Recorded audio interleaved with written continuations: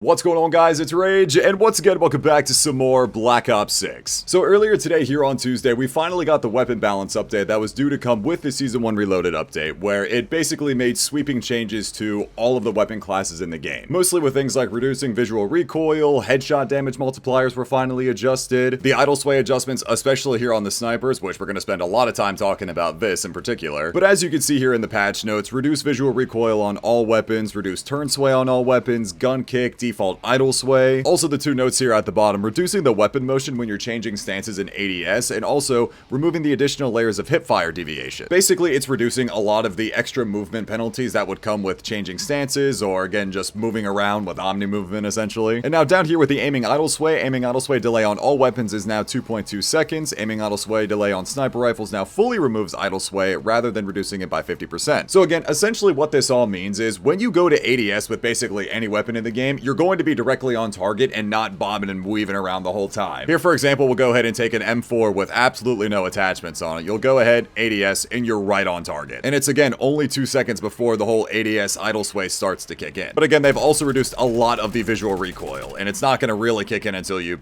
start holding it down. There's obviously still recoil patterns to follow, but it's a lot easier to control. And now, again, to switch it over to an M4 that actually has attachments on it, very easy, very straightforward. I didn't mention it at the time, but what I really appreciate about this update is how much better it feels, especially as a KBAM player. One of the biggest complaints that a lot of KBAM players had with the visual recoil, like all of the dust and smoke being kicked out of the weapons, was that it made it harder to see what we were shooting at. Not to be confused with actual recoil, where you can learn the patterns and adjust accordingly. Having a reduction in visual recoil is a huge plus, and I think it brings it more in line with the older, classic arcadey feeling Call of Duties. And of course, again, one of the biggest changes to everything is the headshot damage multiplier. Now, I don't really do a whole lot of red gunning, so you guys will have to let me know down in the comments how it's feeling for you guys, because again, the biggest thing that I want to focus on here is the changes to the sniper rifles. Now, I did tweet this video earlier today. I'll go ahead and put it up on the screen for you guys. Before the Season 1 Reloaded update came out, as you all know, there was this initial ADS sway with the snipers that really made it feel more like Black Ops 1 pre-patch sniping, that wherever you would go down to aim, you wouldn't be on target. That's why you had to really use the target laser, because that was basically the crutch attachment that would keep you on target. And now here with the Season 1 Reloaded update, now that it's finally gone live, when you go to ADS, you're actually on target for that split second before the ADS sway starts to kick in. Now again, it says on all weapons that it's 2.2 seconds, but I really don't think that's the case here on snipers, because it starts to sway a little bit maybe after like a split second. So go ahead and switch this over to the LR762. And once again, you no longer need the target laser to stay on center, but in my personal opinion, I still think it's a little bit worth it depending on your playstyle. Me personally, I like to make sure that I'm actually on target before I shoot. That's why I don't really use a Strelic too much, because I don't really pop shot. But basically with the update now, the target laser is not exactly a crutch attachment anymore. You have more variety in what you want to build with your snipers. In my personal experience, again, I try to make sure that I'm on target before I pull the trigger, so it's completely up to you if you want to use that or Strelic for pop shotting. Now again, over here on the LW3 frost line, one of the biggest things that I wish they had adjusted or had made some note of it, one of the biggest complaints about the LW3 is that when you go to pull the trigger, when you're rechambering, that scope wobble, that little reticle wobble is insane. And really, in most cases, it makes it a little bit harder to stay on target,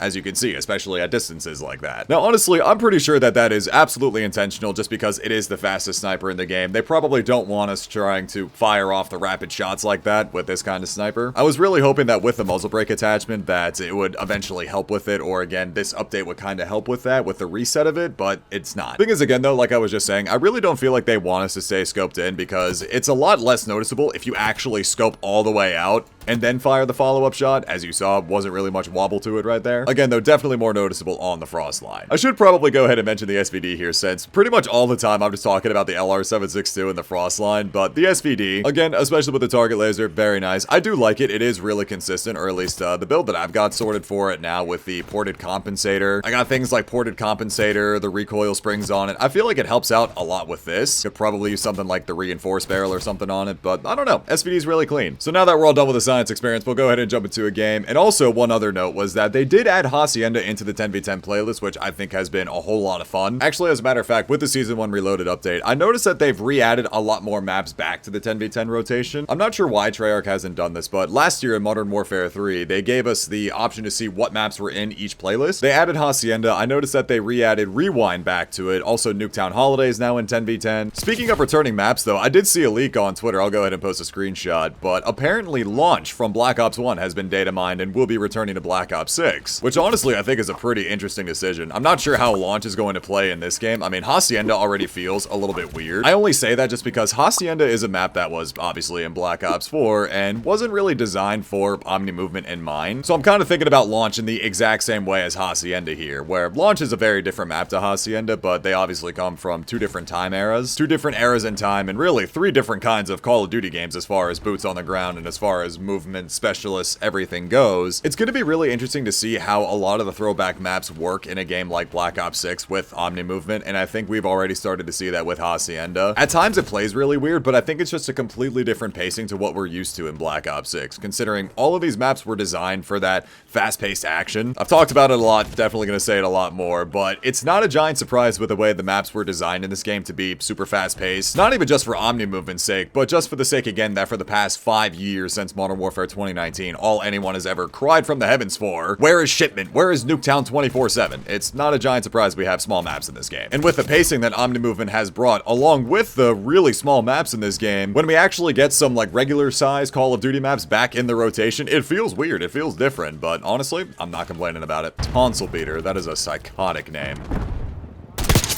Got him. Hacienda, in my opinion, was a pretty solid map in BO4, and honestly, I think a lot of the BO4 maps could work pretty well in this game. It's like, yeah, they weren't designed for Omni movement, but also at the same time with the specialists in that game, I feel like a lot of the base, just 3-lane maps in that game would already work decently well. I'd still also really like to vouch for maps like Grid, Radiation, even Upheaval from World at War. There's probably even more maps from BO1 that I think that could come back, but again, Upheaval from World at War as well. I think those are maps, criminally underrated maps, that really could work well in these newer Call of Duty. But again, though, it's going to be really interesting to see what more maps they bring back and how they're going to feel and how they're going to play within Black Ops 6. I feel like Hacienda, again, in 10v10 does work pretty well, so just curious to see how the others would. Now, they also said in the patch notes here that for 10v10, the KC score limit was increased to 100 and the TDM score limit was increased to 150.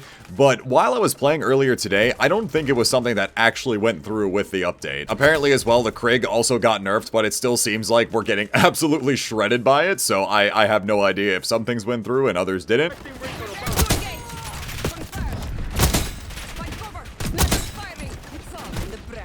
I don't know why I felt the need to go for the Noskender.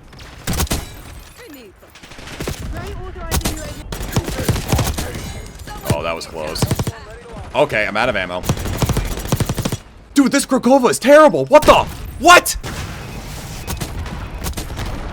And of course, I didn't get 3 kills with a Hellstorm. Bro, I was also going to mention this as well, but typically, at this point in time of the year, at least with the previous 2 Call of Duties, with Modern Warfare 2 and Modern Warfare 3, what I was doing was working on the Grand Mastery charms in this game, and because we don't really have something like that in this game, I mean, technically we do with, like, all of the diamond badges and whatnot, but the thing that I'm working on right now is trying to get MP 100% Mastery calling cards, just to flex for the sake of it. I have to find some other preposterous boast, so this is what I got. So I'm currently in the process of fighting for my life, trying to complete these field upgrade challenges. Also, I have to become the very thing I once swore to destroy and not using any more lethal kill streaks, but now I have to do that for the challenges as well. And I'm really not gonna lie, I've been kind of struggling a lot with the field upgrade challenges, especially for like Signal Lore, which I'm using right now, and Warcry. Once you activate it, you have to go on a 3 kill streak or get a triple kill or something like that. And every single time I end up activating it, I always die. It's either I die, I get 2 kills and die. It's just, it's rough out here.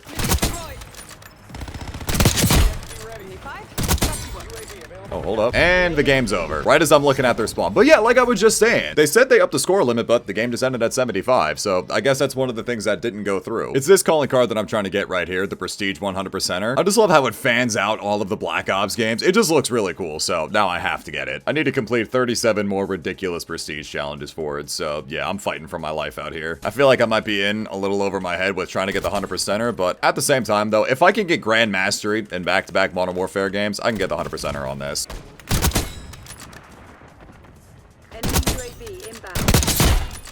Oh no. Oh no. I was looking at that lineup for a second. I thought I had an easy triple or quad right there. Oh, don't do it. You're so annoying, bro. Oh my. I swear, it's the exact same guy too. Like every single time I've tried to go back there, he just instantly denies me. Also, I completely forgot to mention this, but starting on Friday, we're gonna have another double XP event in the game, which will be really nice. I'll probably have level 200 before it. I don't know if I'll be able to go all the way to 300 in one weekend, but that would be pretty nice. So with all that being said, that's gonna go ahead and wrap up this video. I really hope you guys enjoyed. Go ahead and let me know down in the comments section below how you guys are finding the whole weapon balance update to the game. I don't think I already said it, but one thing that I really do appreciate about it is that it makes it a little bit more streamlined, a little bit more classic arcadey feeling. It's one of the things that I miss about older iterations of Call of Duty is that when it came to the gunplay, it was simplistic yet addicting. The core gameplay loop overall by itself was simplistic yet addicting. And I feel like over the past couple of years with Call of Duty, again, just more so in this Warzone era, they've leaned more into this whole like realism. I use that term realism very loosely, but you know what I'm saying. With the whole gunsmith system, everything is more nitpicky, there's more pros and cons to things, and I do appreciate what Black Ops 6 has been doing this year with